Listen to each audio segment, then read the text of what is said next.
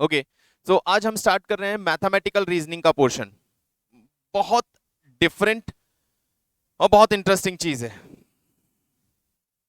सबसे पहले mathematical reasoning is all about maths, पहली चीज। Second, but without formulas. Maths without formulas, it's reasoning. And reasoning का concept क्या है? रीजनिंग क्या है? रीजनिंग का मतलब होता है conclusion drawn using your logics. जहां आप अपने लॉजिक्स को अपने लॉजिक्स को अप्लाई करते हैं और लॉजिकल कंक्लूजन्स ड्रॉ करते हैं किसी भी इन्फ्रेंसेस का, स्टेटमेंट का, सेंटेंस का या सिचुएशन का, उसे हम रीजनिंग बोलते हैं। Basically reasoning is all about logic, application of logic. जैसा कि लॉजिकल रीजनिंग में हमने बात किया था, तो लॉजिकल रीजनिंग में भी सब कुछ क्या था? लॉजिकल रीजनिंग में भी सब कुछ हम लॉजिक की बात कर रहे थे in all the topics. And similarly mythic mathematical reasoning में भी हम रीजनिंग की ही बात करेंगे, लॉजिक लॉजिक की ही बात करेंगे। और सर मैथमेटिक्स में रीजनिंग कहां से आया? तो सबसे पहले आपको ये चीज बता दूं कि वी आर स्टडिंग एलजेब्रा। क्या बात कर रहे हो? अभी आप रीजनिंग की बात कर रहे थे, अभी आप बोल रहे हो एलजेब्रा की बात कर रहे हैं। Yes, we are going to study algebra, लेकिन ये वो एलजेब्रा नहीं जो आपने बचपन में पढ़ा था।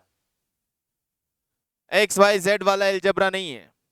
ये एक डिफरेंट एलजेब्रा है जो मैथमेटिकल फॉर्मूले से बिल्कुल अपार्ट लॉजिकल फॉर्मूलाज पे बेस्ड है, लॉजिकल कॉन्शियसनेस और डिसीजन मेकिंग और एनालिसिस पे बेस्ड है। अभी हम जिस मैथमेटिकल रीजनिंग की बात कर रहे हैं, ये जो एलजेब्रा की बात कर रहे हैं, ये एलजेब्रा, इसको एक और नाम आप दे सकते हो। इसको आप बोल सकते हो बुलियन एलजेब्रा, और बुलियन एलजेब्रा बोलिए या बुलियन लॉजिक बोलिए। बुलियन लॉजिक, इसे आप बोल सकते हैं Boolean logic. What Boolean logic? Sir ये कौन सा नाम हुआ बुलियन लॉजिक? बेसिकली कोई नाम नहीं है, ये नाम है George Boolean. George Boolean, George बुले एक पर्सन थे, एक मैथमेटिशियंस थे। और उस मैथमेटिशियन ने अपना खुद का एक एल्जेब्रा बनाया, अपना खुद का एक मैथ्स डेवलप किया जो वन और जीरो से हटके, एल्जेब्रा एक्स वाई जेड से हटके लॉजिकल बेस्ड एल्जेब्रा था। तो ये बेसिकली किसने डेवलप किया है? नाम याद रख लीजिएगा, ये डेवलप किया है जॉर्ज बुले ने। और जॉर्ज बुले ने जो लॉजिकल मैथमेटिक्स बनाया और जो नया एल्जेब्रा डेवलप किया, उसको नाम दे दिया बुलियन एल्जेब्रा। अब ये बुलियन एल्जेब्रा हम यहाँ पे पढ़ने वाले हैं, और बुलियन एल्जेब्रा में हम क्या पढ़ने वाले हैं? मैं पहले पार्ट पे आता हूँ और पहले बहुत सी चीजों की बात करता हूँ। आपके पास आपकी रूटीन लाइफ में, day to day routine life में ऐसे बहुत सारे इंसिडेंसेस और आपके सिचुएशंस, सेंटेंसेस, स्टेटमेंट्स आपके सामने आते हैं, जिन स्टेटमेंट्स पे हमारे जो रिएक्शन होते हैं, वो रिएक्शन कैसे होते हैं? Sir this statement is true, ये तो सच बोला जा रहा है। या फिर दिस स्टेटमेंट इज फॉल्स, ये बिल्कुल सच नहीं है। यानी स्टेटमेंट या तो ट्रू होगा या फॉल्स होगा, या स्टेटमेंट जो आपके पास आ रहा है वो ट्रू और फॉल्स दोनों हो सकता है, या फिर वही क्वेश्चन हो सकता है, या कोई ऑर्डर हो सकता है, या कोई कमांड हो सकता है, या एक्सक्लेमेटरी स्टेटमेंट। मतलब बहुत तरह के स्टेटमेंट्स और सेंटेंसेस हमारे सामने आते हैं रूटीन लाइफ में। जैसे जैसे you are in class 11th। Yes sir, it is true. You are the commerce student. You all are commerce student. Yes, it is true. You are studying biology. No sir, it is false. your distance of your home is 5 kilometre. Sir may और may not be, जरूरी नहीं है। आप distance कहां से बोल रहे हो? सर मैं बोल रहा हूं डिस्टेंस नॉलेज एकेडमी से आपका घर का डिस्टेंस 5 किलोमीटर है। यस सर, वो सही है। सर मैं बोल रहा हूं आपकी स्कूल से आपका घर का डिस्टेंस 5 किलोमीटर है। नहीं सर, ये गलत है। Your tomorrow's class will be at 2 o'clock, be there. Okay sir, I am giving a command. Have you finished your all questions of general entries? I am asking a question. Oh, wow, you complete all the questions. It's explanatory statement. ऐसे बहुत सारे statement आपकी routine life में daily आप encounter करते हो। अब इन statements, इन sentences में से हमें ऐसे सेंटेंसेस फाइंड आउट करने हैं, ऐसे सेंटेंसेस फाइंड आउट करने हैं, या तो वो सेंटेंस ट्रू हो या वो सेंटेंस फॉल्स हो। कौन से सेंटेंस फाइंड आउट करने हैं? ट्रू और फॉल्स। हमें ऐसे सेंटेंसेस फाइंड आउट करने हैं, या यूं कहें कि इफ आई विल से एनी स्टेटमेंट, और मैं आपको कोई सेंटेंस देता हूं, मैं आपको कुछ भी बोलता हूं जिसमें आप कंफर्मली ये बोल सकते हो कि yes sir it is true और इट इज फॉल्स, मतलब यूनिवर्सली दैट स्टेटमेंट और that sentence, universally that sentence either must be true और फॉल्स। ढूंढ सकते हैं ऐसे स्टेटमेंट्स हम बहुत इजीली ना, बहुत इजीली। इसमें मुझे कुछ फॉर्मूला देने की जरूरत नहीं है आपको। मैं एग्जांपल देता हूं, मुंबई इज इन इंडिया। एक साथ बोलेंगे, कोई टेंशन नहीं। Mumbai is in India. 3 + 3 is 6। 3 + 2 is 9। 5 is less than 6।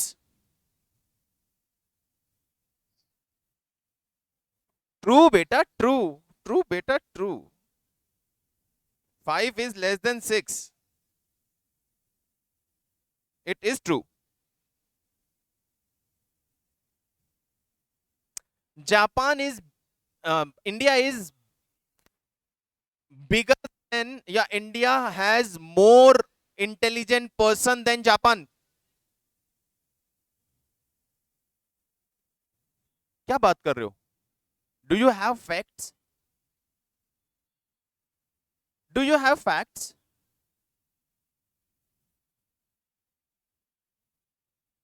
ना ना ना ना, do you have facts? If you are asking it from, मैं चलो क्वेश्चन चेंज करता हूं, चलिए क्वेश्चन चेंज करता हूं। Hrithik Roshan is most handsome person in Bollywood.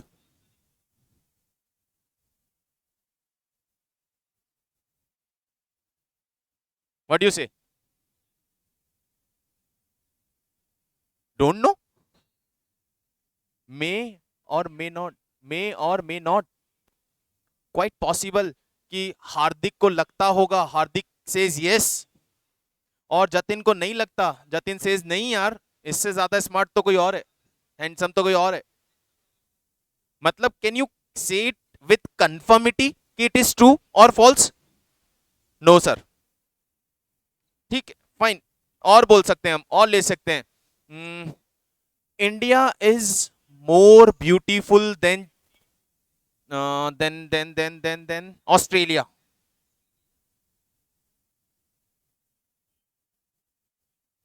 हाँ, एक इंडियन से पूछो। Yes sir, definitely my country is more beautiful. और वही एक ऑस्ट्रेलियन से जाके पूछो, वो डेफिनेटली यही बोलेगा, no Australia is more beautiful. Even किसी भी न्यूट्रल पर्सन से पूछो तो सबके व्यू डिफरेंट होंगे। Earth is a star, earth is a star. अब इसमें क्या व्यू चेंज हो सकता है क्या किसी का? No, no chance, no chance, because it is universally accepted truth. It is universally accepted truth. एक second.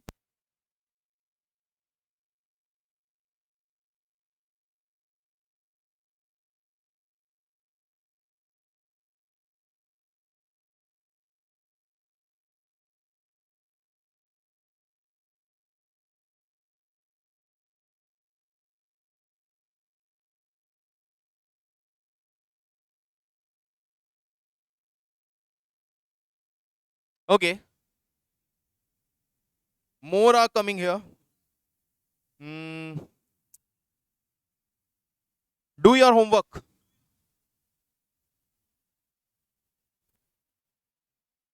What you say? Sir इसमें ट्रूथ और फॉल्स कहां से आया? ये तो एक ऑर्डर है, कमांड है। ठीक है। Good morning guys. सर ये एक विश है, ये एक विश है। I am wishing you. इसमें कोई ट्रूथ एंड फॉल्स नहीं है। तो मतलब हम करना क्या चाहते हैं, मुझे आपको सिर्फ इतना बोलना है, number of sentences are there in your life on daily basis. This particular mathematics says you have to find out such statements that have a value, that have a value। ऐसे sentences ढूंढ के निकालो, ऐसे sentences पता करो, और you can say जितने भी sentences available है उन sentences में से उन sentences को set aside करो जिनका कोई value है। value कौन सा? या तो उनका ट्रू वैल्यू है या उनका फॉल्स वैल्यू है, जिसे हम बोलते हैं ट्रुथ वैल्यू। क्या फाइंड आउट करना है? आपको फाइंड आउट करना है सेंटेंस का ट्रुथ वैल्यू। आपको यह चेक करना है कि क्या उस सेंटेंस में ट्रुथ वैल्यू है। ट्रुथ वैल्यू का मतलब, ट्रुथ वैल्यू का मतलब क्या होता है?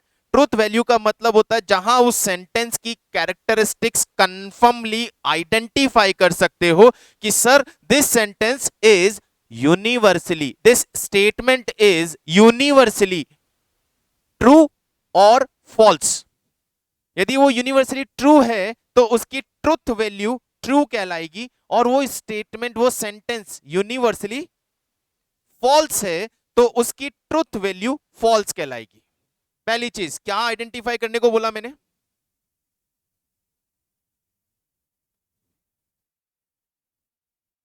Truth value. और ट्रुथ वैल्यू का मतलब क्या है? वी हैव टू प्रोवाइड, हाँ मतलब हम ट्रूली उस सेंटेंस का एक कंक्लूजन ड्रॉ कर रहे हैं, और जो कंक्लूजन हमने ड्रॉ किया वो एक यूनिवर्सली एक्सेप्टेबल वैल्यू है। या तो वो ट्रू होगा या वो फॉल्स होगा, ईदर ट्रू और फॉल्स कंफर्मली। तो कंफर्म जो आंसर आता है वो ट्रुथ कहलाता है, और वहां से जो वैल्यू जनरेट होती है उसे ट्रुथ वैल्यू बोलते हैं। ट्रुथ वैल्यू दो तरह की होती है, ईदर ट्रुथ वैल्यू ट्रू होगा या ट्रुथ वैल्यू फॉल्स होगा। दोनों को ट्रुथ वैल्यू बोलते हैं। हमें सिर्फ वो सेंटेंसेस ढूंढने हैं, और ऐसे सेंटेंसेस को यहां हम एक नाम देते हैं। पहली डेफिनेशन स्टेटमेंट।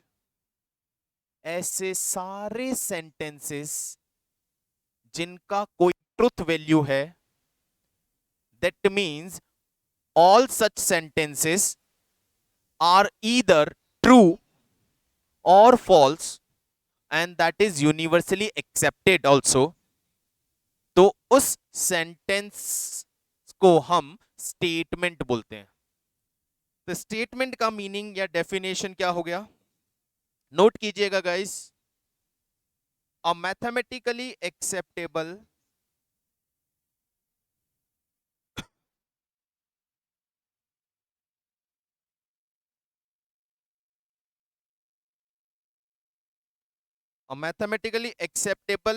स्टेटमेंट, और स्टेटमेंट या सेंटेंस लिखिए,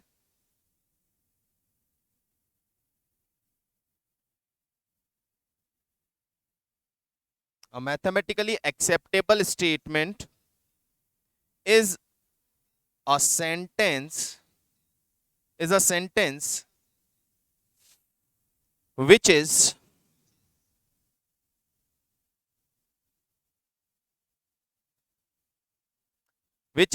either true or false, which is either true or false, but not both simultaneously, not both simultaneously।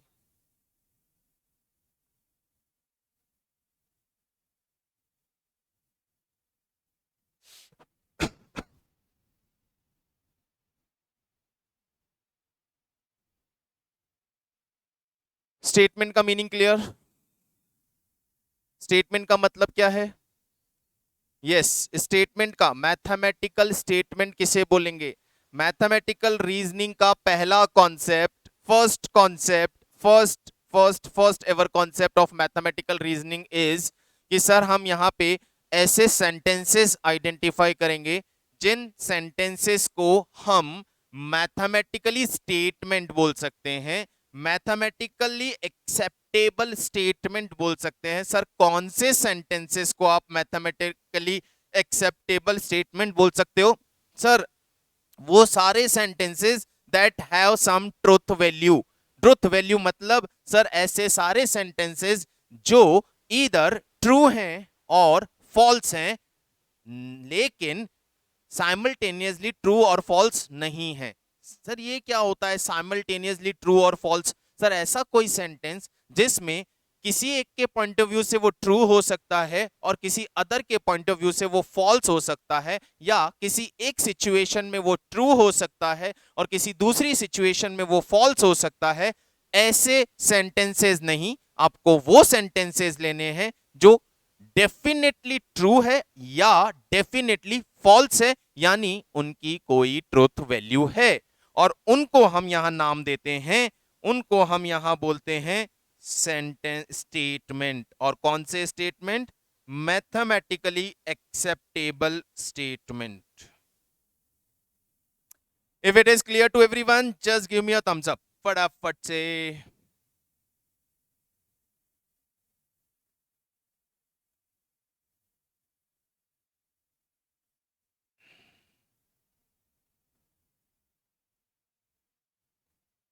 Okay, तो ये सबको क्लियर हो गया कि क्या कर रहे हो? सर हम मैथमेटिकल लॉजिक लगा रहे हैं। क्या लॉजिक लगा रहे हो सर? सर लॉजिक में हमें पहले ये चीज बोला गया कि आपको ऐसे सेंटेंस ढूंढने हैं जिन्हें हम स्टेटमेंट बोल सकें। ओके, स्टेटमेंट फाइंड आउट करने। What is the meaning of statement? Statement का मतलब मैथमेटिकली एक्सेप्टेबल स्टेटमेंट। किसने बोला ये लाइन? सर ये जॉर्ज बुले ने बोला है। बुलियन लॉजिक दिया है उसने कि ऐसे स्टेटमेंट मैथमेटिकली एक्सेप्टेबल स्टेटमेंट कहलाते हैं जिनका एक ट्रुथ वैल्यू होता है, यानी या तो वो ट्रू होंगे या फॉल्स होंगे, लेकिन ट्रू और फॉल्स दोनों एक ही टाइम पे नहीं हो सकते। सर यदि ऐसे स्टेटमेंट सामने आ जाएं तो, सर ऐसे स्टेटमेंट यदि सामने आ जाएं तो दूसरा definition paradox. The second definition, और you can say second meaning जो उन्होंने टर्म दिया, वो टर्म है पैराडॉक्स। पैराडॉक्स का मतलब जो ऊपर मना किया गया उसे पैराडॉक्स में डाल दो, उसे पैराडॉक्स में डाल दो। A statement which is true as well as false simultaneously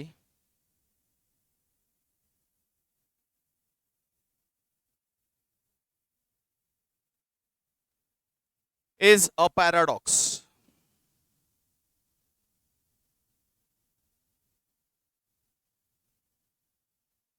चलिए दो डेफिनेशन सामने आ गए, और यू कैन से तीन डेफिनेशन आपके सामने आ गए। पहला क्या था? First definition, first meaning truth value. Truth value का मतलब सेंटेंस का ऐसा वैल्यू जो कंफर्मली ट्रू हो, यानी या तो वो सेंटेंस ट्रू है या फॉल्स है। ठीक है सर। स्टेटमेंट किसे बोलते हैं? सर मैथमेटिकली स्टेटमेंट उसे बोलते हैं जो या तो ट्रू होता है या फॉल्स। सर यदि दोनों ही हो सकता है तो मे और मे नॉट वाली सिचुएशन, तो उस स्टेटमेंट को, उस सेंटेंस को हम पैराडॉक्स बोलते हैं, स्टेटमेंट नहीं। उस सेंटेंस को हम पैराडॉक्स बोलते हैं। ठीक है। और थर्ड डेफिनेशन, आज का डिस्कशन सिर्फ इन तीन डेफिनेशन, तीन मीनिंग पे होगा। एक होता है डिक्लेरेटिव स्टेटमेंट।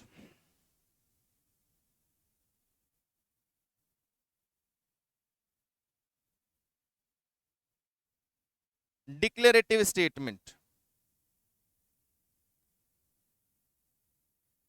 मैं एक लाइन, एक एग्जांपल दे रहा हूं, पहले उसे बताइए कि इसके बारे में आप लोगों का क्या ख्याल है। मैं एक एग्जांपल लिख रहा हूं, ये x is integer. What do you से?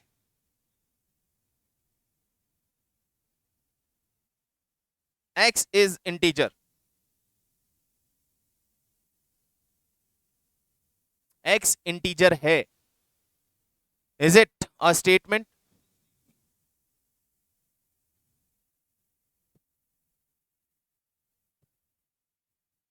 नहीं, मे और मे नॉट से डिपेंड, मतलब मैंने अभी, आपका क्वेश्चन ये होना चाहिए था सर, करेक्ट है, आपने बोला मे और मे नॉट बी, लेकिन यदि मैं आपको बोल रहा हूं x इज इंटीजर, तो आपको ये पूछना पड़ेगा कि सर x का वैल्यू बताइए, उसके बाद वी विल डिसाइड कि x इज इंटीजर और नॉट. सो यहां पे मुझे x वेरिएबल का आपको वैल्यू देना पड़ेगा. चलो मैं वैल्यू डिक्लेयर करता हूं, -3.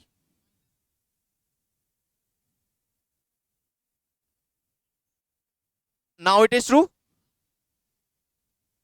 और अब मैं x का वैल्यू डिक्लेयर करता हूं 2/3.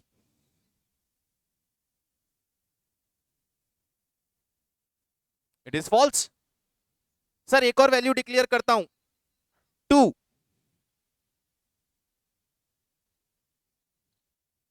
ट्रू. तो x is, yes, x is an integer. x is an integer. यदि मैंने ये स्टेटमेंट, ये सेंटेंस बोला, तो स्टेटमेंट तो है, क्योंकि ये ट्रू हो सकता है. Depends on the value provided और the value declared for x.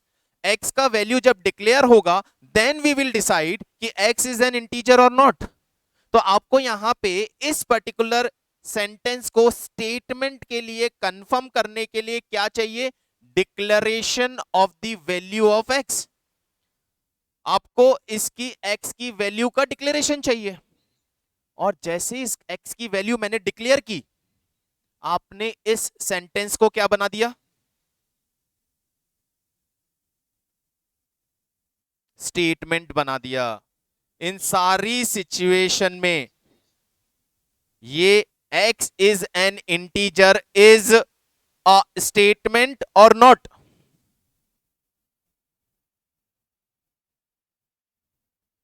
Yes, x is an integer, it is a statement subject to I must declare some value to it. और जैसे ही मैंने वैल्यू डिक्लेयर किया, आपने उन वैल्यूज को देखने के बाद ये कंफर्म कर दिया कि सर ये तो स्टेटमेंट है. इन दो के केस में इसका ट्रुथ वैल्यू, इन दो के केस में इसका ट्रुथ वैल्यू ट्रू है, और इस सिचुएशन में इसका ट्रुथ वैल्यू फॉल्स है. बट इन सिचुएशंस में, इन डिक्लेरेशंस की सिचुएशन में, it is an integer. x is an integer and it is a statement. तो ऐसे स्टेटमेंट्स को हम डिक्लेरेटिव स्टेटमेंट्स बोलते हैं. डिक्लेरेटिव स्टेटमेंट का मीनिंग लिखिएगा, sentences involving variables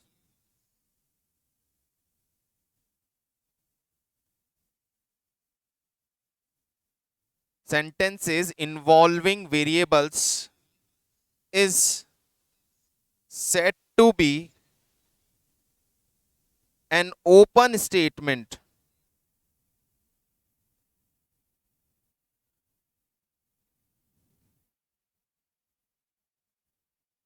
if the value replaced by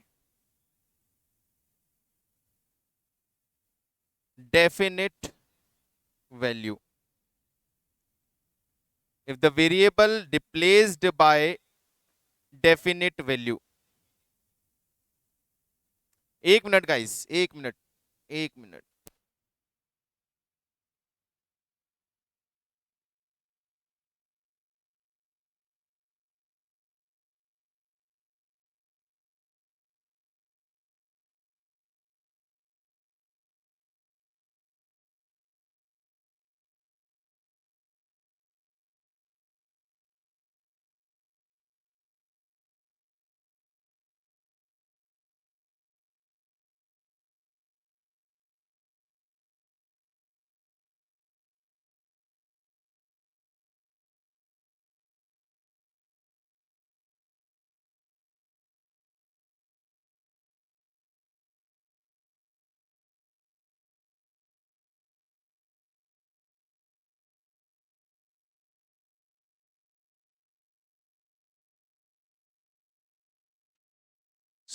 so guys, अभी तक के डिस्कशन का कंक्लूजन बताइए। चलिए मैं इसका एक एग्जांपल और लेता हूं।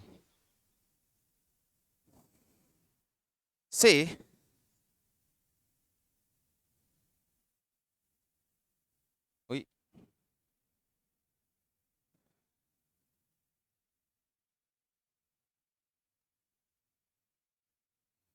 एक मिनट दूर गए तो नाराज हो गया यार ये।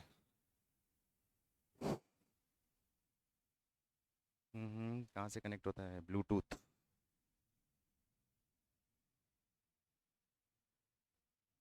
कनेक्टेड।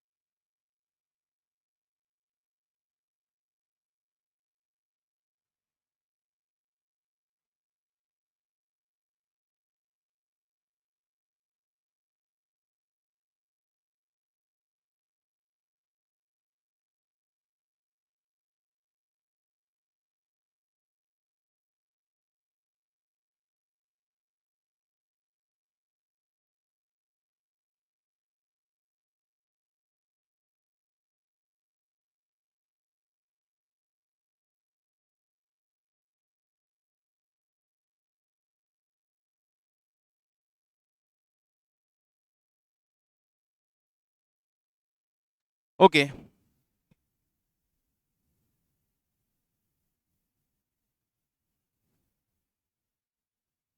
स्क्रीन ब्लैंक है क्या?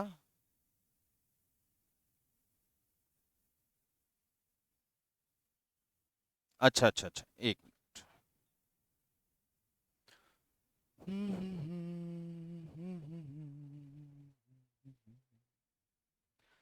चलो तो मुझे फटाफट से रिपीट कर दो चीज।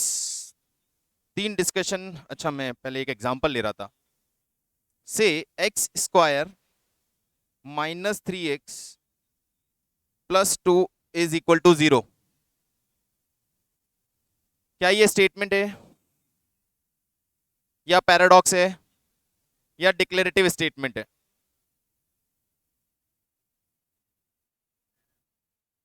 पैराडॉक्स। हाउ जतिन, पैराडॉक्स कैसे?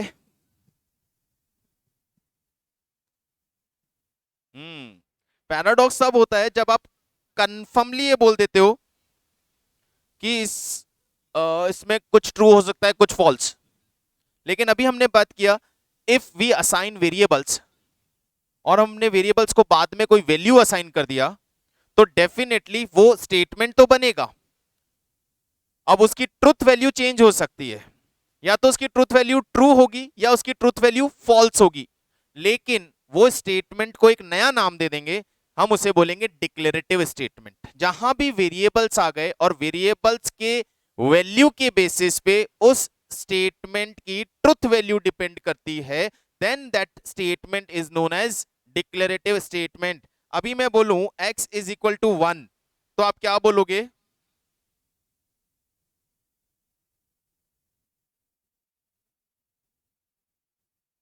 देन आप बोलोगे it is true and the truth value of this statement is true because x is equal to 1 रखते ही ये इक्वेशन सेटिस्फाई हो जाएगा और फिर ये स्टेटमेंट में कन्वर्ट हो गया और उस स्टेटमेंट का ट्रुथ वैल्यू ट्रू आ गया आपके पास।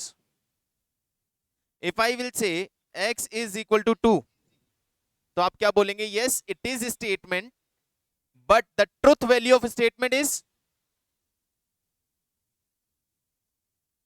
false, false, false, false. Correct, correct, correct. Now फटाफट से आज के डिस्कशन में जो पॉइंट्स हमने डिस्कस किए उनको फटाफट से रिवाइज करते हैं। First of all we are discussing mathematical reasoning. Mathematical reasoning is given bye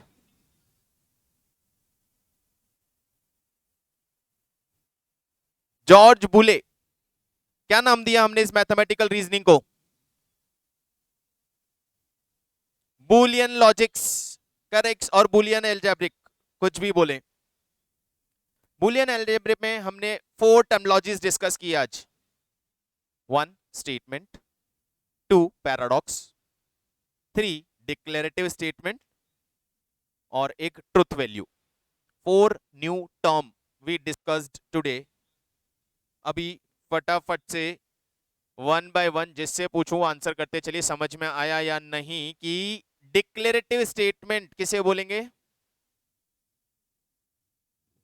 और आंसर कौन करेगा? प्राक्षी।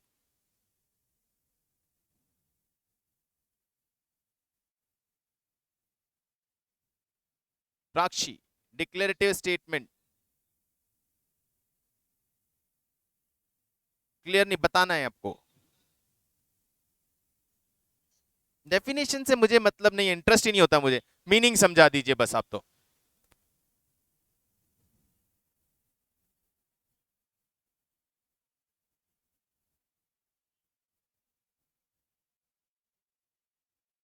Known as, correct, perfect, perfect, perfect, perfect. Manvi, paradox.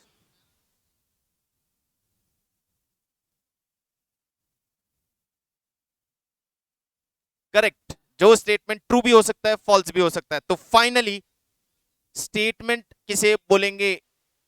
सम्यक।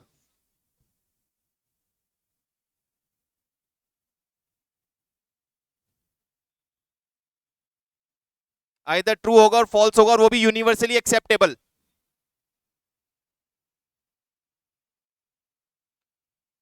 एग्री? देन अब हम स्टार्ट करते हैं कुछ एग्जांपल्स और फटाफट से आप लोग अपने आंसर्स बोलते चलेंगे।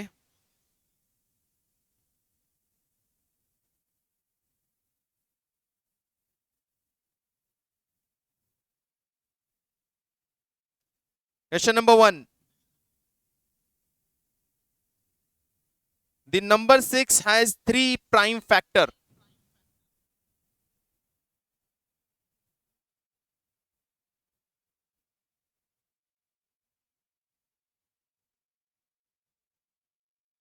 आप आंसर करेंगे कैसे? It is a statement and the truth value is true और फॉल्स।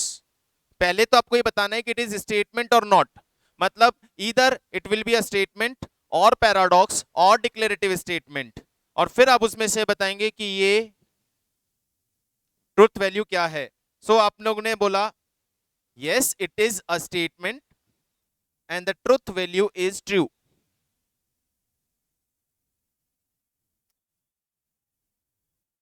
सोच लो अभी।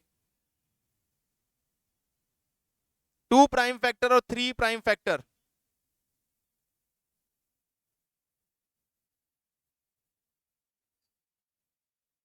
आर यू श्योर ये फॉल्स होगा?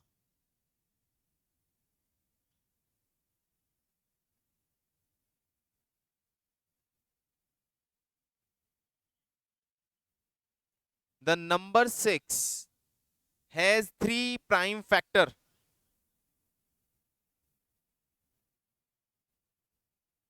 यार फॉल्स कैसे है? फॉल्स कैसे होगा?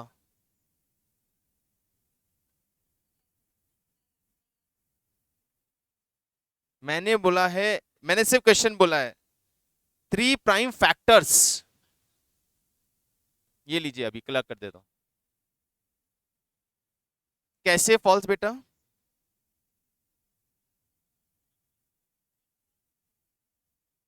प्राइम एक एक करके यार, मुझे कुछ सुनाई नहीं दे रहा। कौन? लक्ष्मी बोल रही है? बोलिए लक्ष्मी, बोलिए। मानवी बोल रही है, मानवी बोलिए।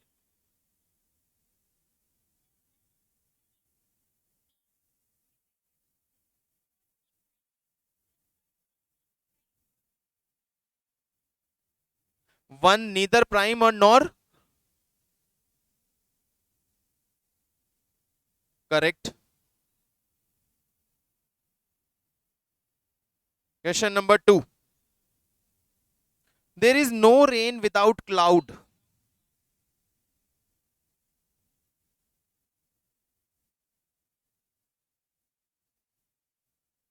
There is no rain without cloud, बादल बिना वर्षा नहीं।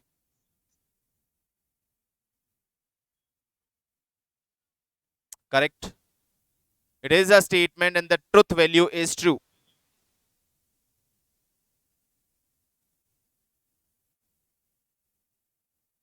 Number 3, there is no rain, नहीं तो हो गया, today is a windy day,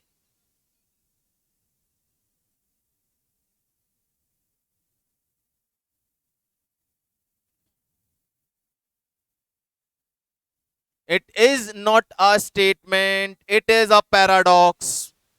Correct, it is not a statement, it is a paradox.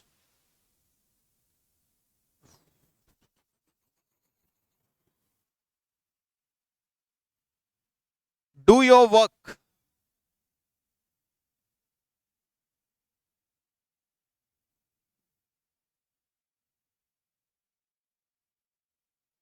Not a statement. Yes, it is not a statement. That's all. बस इतना ही बताना है. Correct. The sun is a star.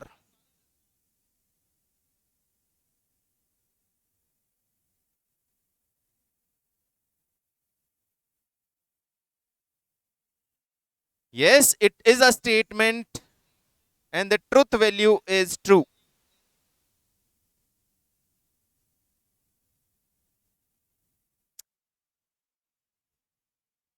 Rajendra Prasad was the first president of India.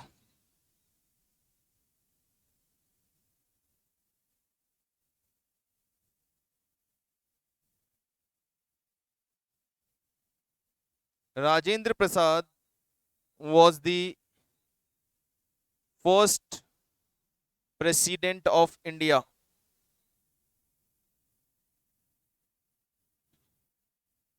It is a statement and the truth value is true.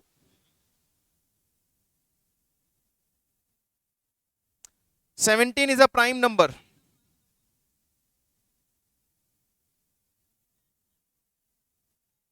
Yes, it is a statement and truth value is true.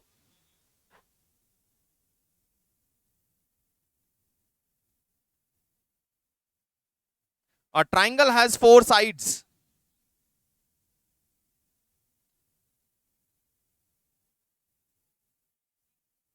Correct. It is a statement, but the truth value is false.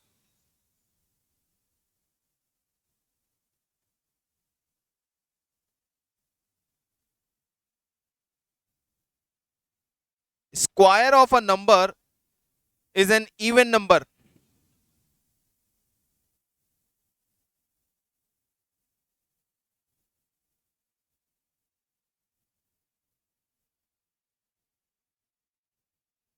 Square of a number is an even number.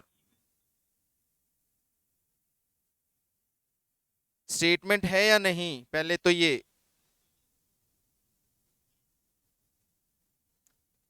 it's not a statement, it is paradox. Declarative भी कैसे, it is a paradox. Square of a number is an even number, may or may not. क्या बोलते,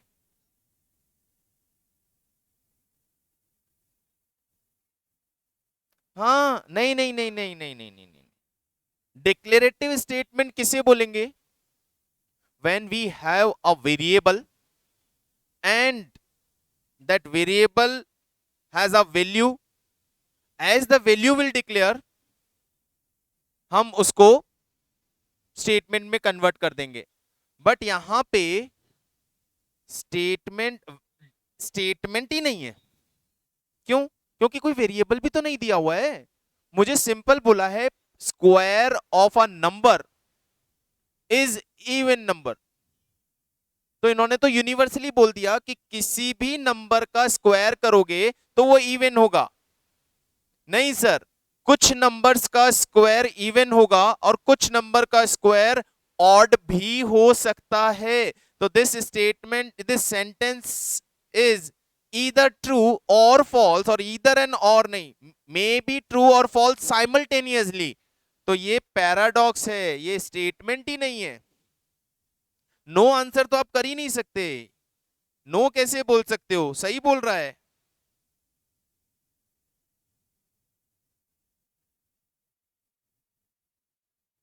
product of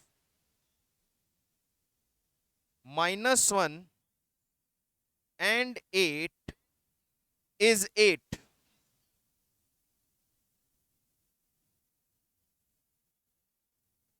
Yes, it is a statement. Yes, sir, it is statement, but truth value is false. 0 is a complex number.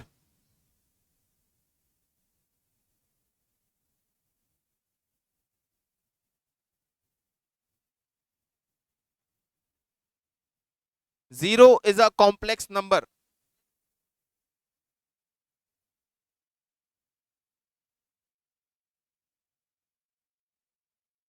क्या कहते, क्या बोलती जनता? False. It is statement and it is true.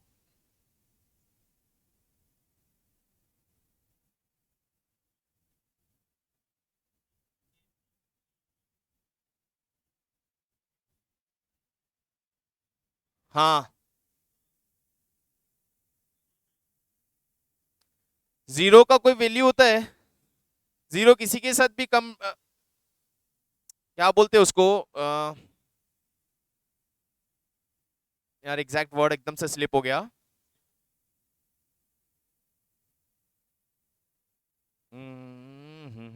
चलो मैं वो word वापस बताता हूँ, आने दो वापस दिमाग में।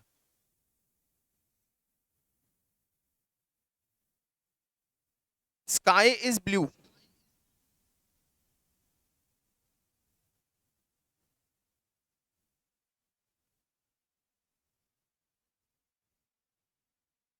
Paradox. Okay, that means you are saying कि it is not a statement. What about others? May और मे नॉट, मतलब you are, that means you are saying ना it is not a statement. Paradox का मतलब it is not a statement.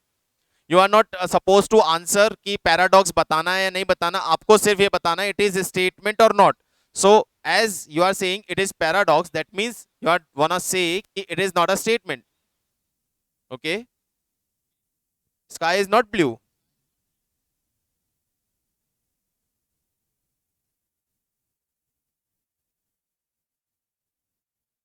Sorry guys, if you will ask from any of the person from the universe कि what is the color of sky, क्या बोलेगा वो?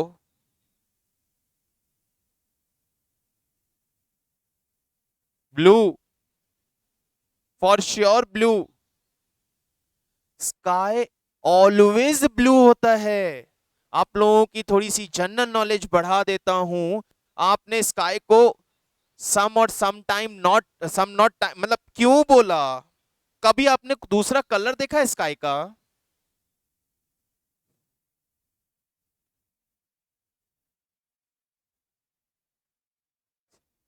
अच्छा, वो sky colour है।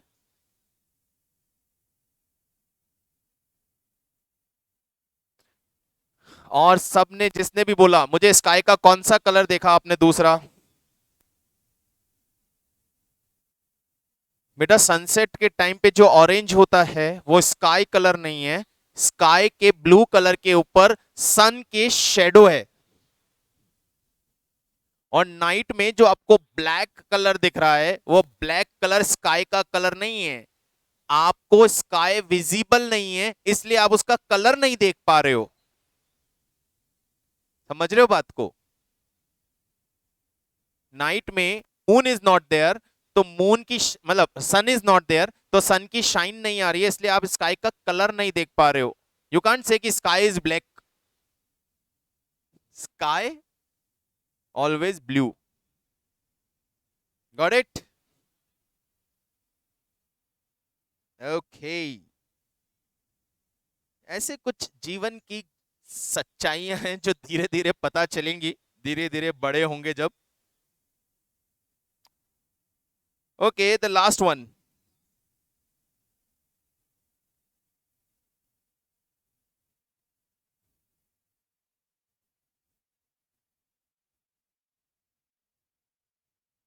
कौन सा लिया जाए आपके लिए?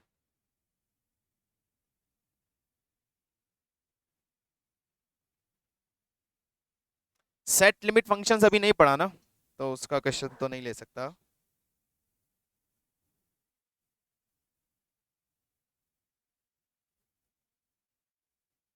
Sides of quadrilateral have equal length.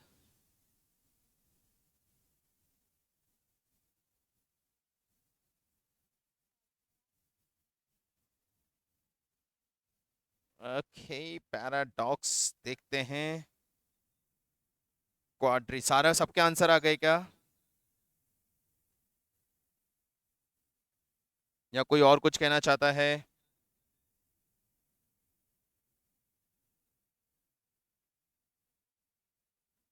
Side of quadrilateral have equal length.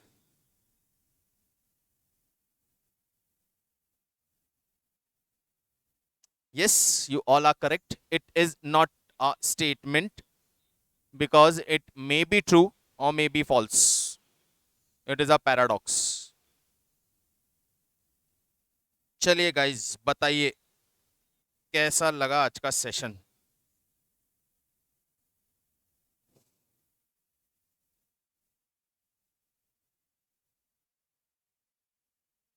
ओह, तालियां बज गई हमारी. सारे बच्चे खुश. ये है आपका first chapter in mathematical reasoning, where we have to find out if the given sentence is a statement or not, and if it is a statement, then what will be the true value or truth value of that statement, either true or false. And I think it is very much clear to everyone कि sir बहुत आसान है, simple सा चीज है, कुछ है ही नहीं समझने को. 3 डेफिनेशंस आपको याद रखना है. इसमें क्वेश्चंस किस तरह का आपको मिलेगा, and I am telling you for sure, यदि आपको रीजनिंग से आपके स्कूल्स में क्वेश्चंस पूछा जाएगा, यदि आपको रीजनिंग से क्वेश्चंस पूछा जाएगा, तो 6 मार्क्स का टोटल रीजनिंग है, और उस 6 मार्क्स की टोटल रीजनिंग में से मान के चलिए आपको मैक्सिमम मार्क्स मैथमेटिकल रीजनिंग से क्वेश्चंस पूछ के दे दिया जाएगा, क्योंकि ये कंपैरेटिवली थोड़ा फिर सिंपल है in comparison to logical reasoning वाला अदर पोर्शन. बट बहुत इजी है, बहुत सिंपल है. पहला part, first chapter is definitely very simple one. Either you will get questions और you will get different type of question. Like आपको question आ सकता है, give 2 or 3 examples of sentences which are not a statement. You can give it. बता सकते हो, बहुत आसान है. स्टेटमेंट के एग्जांपल्स पूछ सकते हैं, पैराडॉक्स के एग्जांपल्स पूछ सकते हैं, नॉट अ स्टेटमेंट के एग्जांपल्स पूछ सकते हैं, एंड डेफिनेटली मीनिंग के साथ बता दोगे आप. डन? क्लियर? Fine guys. तो यस प्राक्षी, कुछ कह रहे हो आप? नो. फाइन. सो आज का डिस्कशन यहीं खत्म करते हैं. whatever which one book you have, जिसके पास जो बुक है चलेगा, और नहीं है तो मैं तो आपको इसका पूरा क्वेश्चन बैंक सेंड कर ही दूंगा. ये नोट्स आप लोगों ने बना लिए होंगे, और नहीं भी नोट किया है तो फाइल तो आपको मिल ही जाएगा. I am saving it. और किसी को कुछ पूछना है तो बताएं. Anything you want to ask?